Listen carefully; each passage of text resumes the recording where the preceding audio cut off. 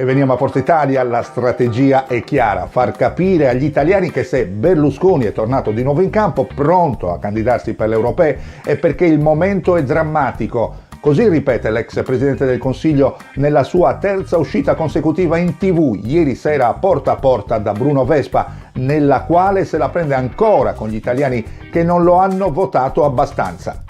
Una linea che verrà testata in questi giorni nei sondaggi per verificarne l'efficacia, ma che ha già ottenuto un risultato.